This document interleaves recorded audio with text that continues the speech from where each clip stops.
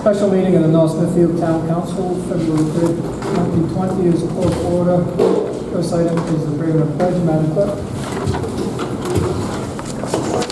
By the Holy Spirit of Council, all of those who are serving in positions of authority and responsibility. I pledge allegiance to the flag of the United States of America and to the republic for which it stands, one nation, under God, indivisible, with liberty and justice for all. So it's filmed this way. Roll call, Hey, Carl, please. look at the trash barrels. Yeah, I know. Mrs. Barnelli? Here. Mrs. O'Hara? Here. Mr. Ogier? Here. Mrs. Zelinski? Present. Mr. Wagner? Here. Next item is open forum pursuant to Public Law 42-46-6D with a maximum of 15 minutes. Anyone wishing to speak, please come up to the podium. You want to take off? Yes. My good side up there.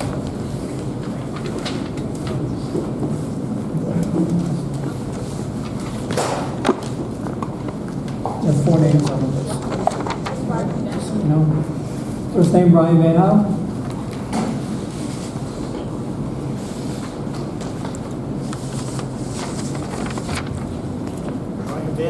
Brian Van Howe from Soccer Hill Road. I just want to make a comment about a couple of items that are on the agenda, which is regarding the playground. I don't know all the details, but it doesn't make sense to me to be spending thousands of dollars for an irrigation system and fencing if a police station is going to be built back at the carnivore and then relocated. I mean, it's going to be dug up or torn up in a year or two. That doesn't make sense, so consider that in your voting. Thank you. Kim Wildwood.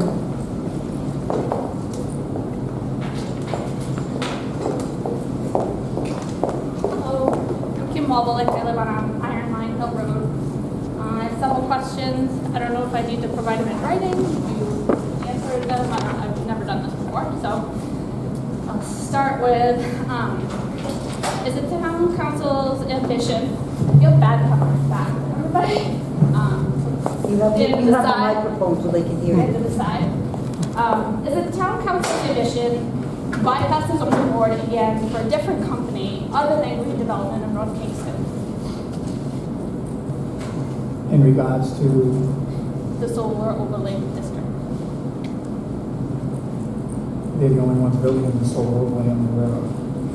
Okay, so you're not seeking other. We're not seeking another Company. solar overlay district, no, not over. How can the townspeople be sure that the town council isn't seeking other companies to come in to the solar overlay district? We have not sought any solar photovoltaic providers at all. Those are private landowners that have sought that. The town is not in pursuit of any solar. Okay, and the town is going to receive tax revenue, is that correct? Yes, And the town is going to receive a payment for a concession stand or bathroom, is that correct? potentially. Potentially.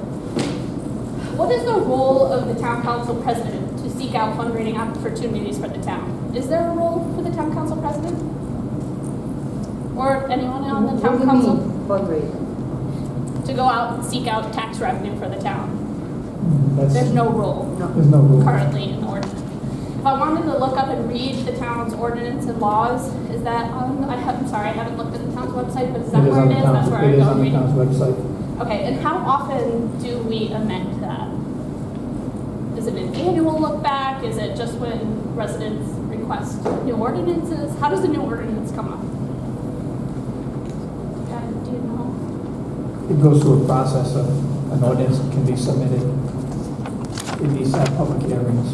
Okay, could I request, I don't know the process to get something on the agenda, but could I request possibly like a civics lesson to be part of one of the monthly town meetings, and we could go over for the townspeople how the ordinances come to be, or how they participate in that? You can put that request into the clerk. Okay, thank you. How am I doing on time? I'm curious, may I ask you a question? Yep. You said an ordinance for civic lessons?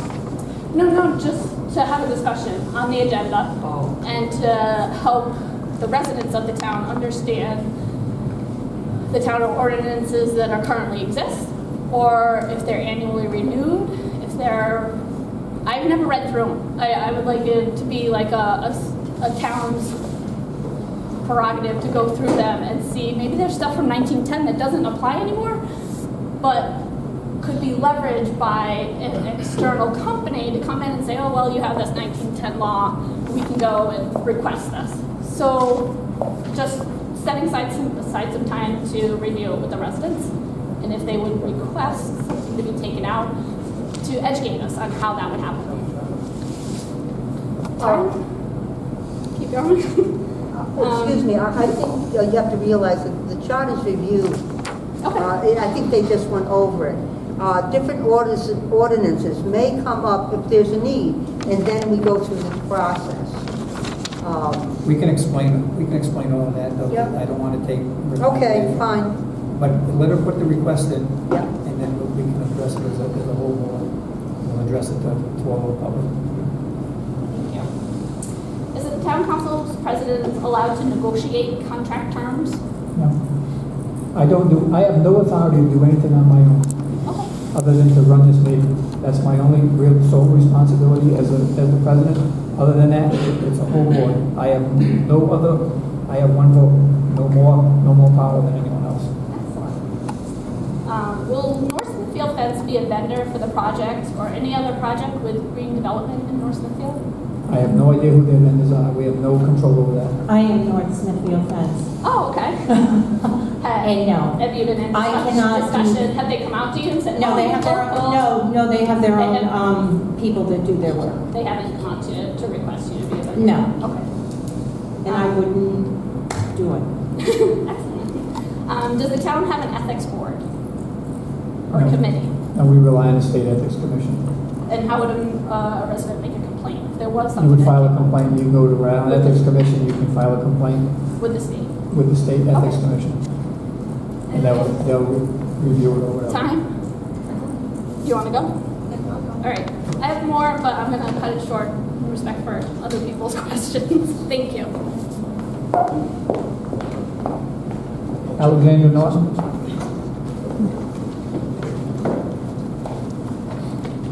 Hi, Alexandra Norton, 162 School Street. So I'm here to speak about the Iron Mine Hill development and Hollowberry Hill. There's a lot of community concern. I think people are just now catching up on what's going on with the solar overlay district.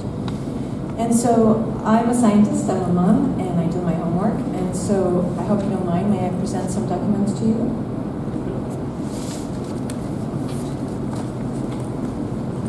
And I'll quickly describe what each of the items is.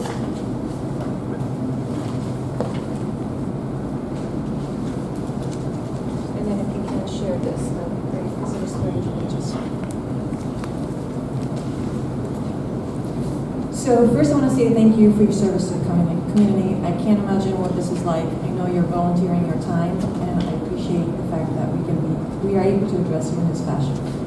So I speak to you from the perspective of a scientist, like I mentioned earlier. In your pamphlet, you'll see a copy of the North Smithfield solar footprint, which was generated by a resident in town of all of those commercial solar projects currently taking place in North Smithfield. The information was gathered from the town planner. He shared the documents with the resident, and he created this map. I want to bring your attention to the Hollowberry site and how, in terms of its sizing. Okay? And the other information I provided with you was sort of general information about topsoil and stormwater runoff. Some interesting questions I have for you later on. In addition to an article regarding Green Development LLC, as it pertains to his character and his business ethics. And then lastly, the large document I gave to the president is a descriptive article by Eco Rhode Island News, which speaks about the incidences that are taking place in surrounding communities where they have had dealings with this developer. Coventry, Hopkinton, Exeter, I think there's 2 or 3 more at least. And as you know, the Projo just published an article about the developers suing Coventry and Exeter for $285 million for preventing their solar farms from going into their community. So while you're going yourself with the packet, I'm going to go ahead, so I want to respect your time. So I fully support renewable energy, okay? At some point of the state will be on the water. Some parts of the state will have palm trees. I understand. I also understand that the state is not giving any incentives for developers to build on other areas like brown sites, superfund sites, agricultural land, rooftops. The municipalities are struggling to deal with these developers, and we need legislative tools, the planning board and the zoning board, to hold them accountable. So, as you know, Hotoberry Hill is 400 feet above sea level. This particular type of siting, this size and this particular location is of a concern to a lot of residents. It is 450 feet above sea level. Please remember that. So the proposed 400-acre site for this solar array, I refuse to call it a farm. It is not a farm, it's a solar array. Development houses surface water, wetlands, and feeds into the brooks and the stream systems. Ironman Hill Road is home to 102 residents who utilize well water as their drinking water source. The Woonsocket Reservoir is less than a mile away, which is the water source for both North Smithfield and Woonsocket. The process of solar array development includes removal of topsoil. I'm a scientist, so topsoil is the root system, the fungi, which is the surface of the soil. And they operate symbiotically together, so as a sponge. So as the rainwater comes down, the root system holds the water in place. When topsoil is absent, stormwater runoff is inevitable, and it will flow to the path of least resistance, which is down the hill, down Hotoberry Hill, to neighboring wetlands, streams, brooks, and of course the groundwater which feeds the private wells. So why the concern? I have been doing my due diligence on the topic of this developer. This is not something I've imagined. This is all documented in all these articles. I encourage you to conduct your own research on the business practices of this developer. Neighboring communities and various news sources outline their concerns and upsets, which includes things like DEM permit violations, cease and desist in Coventry, unfulfilled promises to the municipalities, and lack of accountability and management of soil erosion and stormwater runoff. This is exactly what we just went over earlier. So forests grow back. Water contamination is not irreversible. What pesticides and herbicides will the developer be utilizing to treat the soil to prepare for the solar arrays? There is a decades-old junkyard at that location that no one wishes to address. It is an elephant in this room. What petroleum contaminants and heavy metals are present in that area? And what blasting chemicals will be utilized? And I'm going to get back to the blasting chemicals. So solar technology is constantly evolving. What assurances do we have the developer will continue to utilize the silicon glass-based modules for the duration of the 25-year project? What heavy metals and conductors will be used on the market in 10 to 15 years from today? There's nothing that stipulates that he'll stick to the same silicon modules. For example, there are currently thin solar modules available on the market that are comprised of cadmium TE. Cadmium TE is a carcinogen.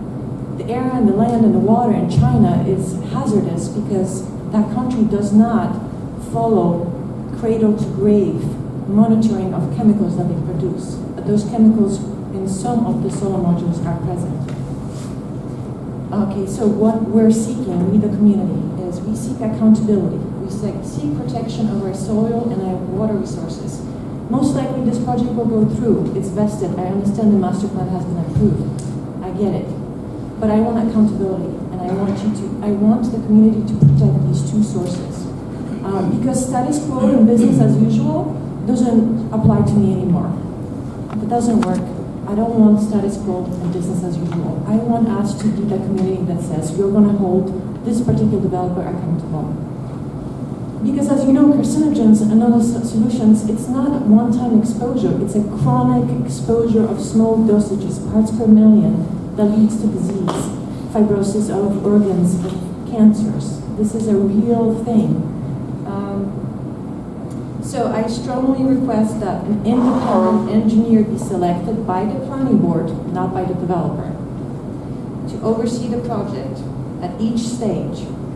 that an environmental lab group is selected by the planning board, again, to assay the private water wells at each stage of the project's life table. So a baseline water test on all of the wells before even any blasting, any development takes place, during the process. And I don't know who's going to pay for that. I don't know the developer. I will propose this at the planning board meeting Thursday, and I invite you to come. And I don't know if he'll say to me, well, I've given the town concessions. I'm giving you a high school concession stand in the bathroom, and I gave you fireworks. This is what he said at the January planning board meeting, when he was asked by the planning board members to consider replacing the one-to-one tree stipulation. Would you consider this, even though you're grandfathered under the old solar ordinance? And he said, no, I've given the town concessions. I've given you, I'm sorry, I'm really upset, not at you, at the situation. So I apologize. But that threw me off. I could not believe he said that, and it's in the Valley Breeze article. I trust that the town bodies and the boards will hold this developer accountable for the health and well-being of all the residents. And your support and steadfast support and action is needed on this matter. So if you can be please supportive of whatever comes out of this. As you know, Holberry Hill is also a radon high-density area. Radon. So uranium is abundant in that hill. Everybody's house includes private water wells. Any blasting could affect fissures, disturb the aquifers. Do all of those residents on that Iron Mine Hill Road have a radon filtration exhaust system? It's odorless, it's tasteless, it leaches into water. And thank you so much that you've taken the time to hear me out, even though I've gone over. I appreciate it. Thank you. Mr. Racco.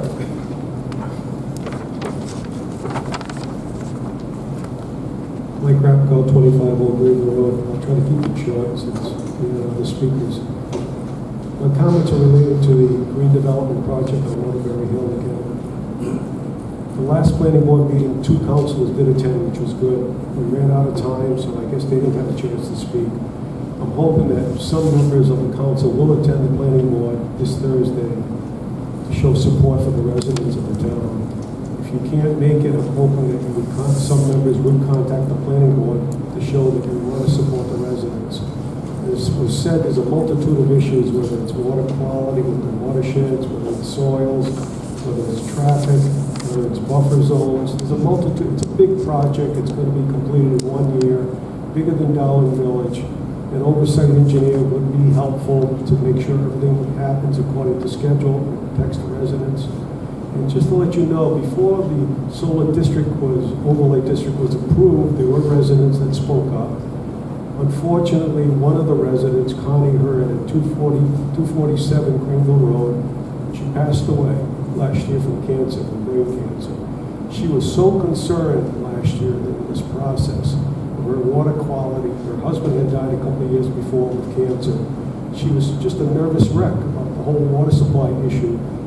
That water comes off Waterbury Hill, and it does cause water damage, runoff water to residents, and it's also our water supply for our wells, for our homes on Greenville Road. It all comes from that hillside.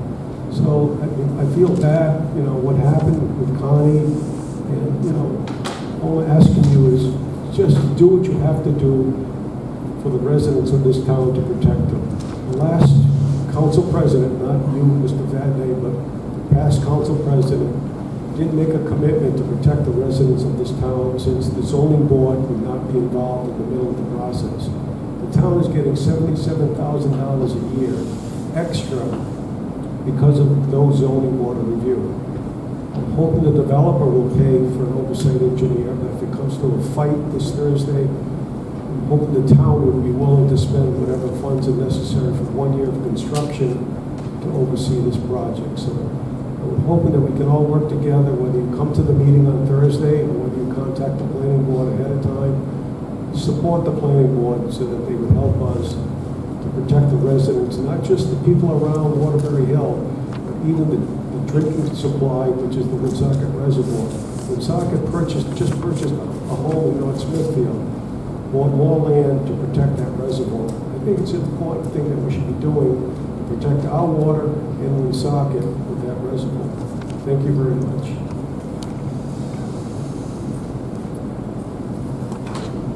Anyone else like to speak? Nobody?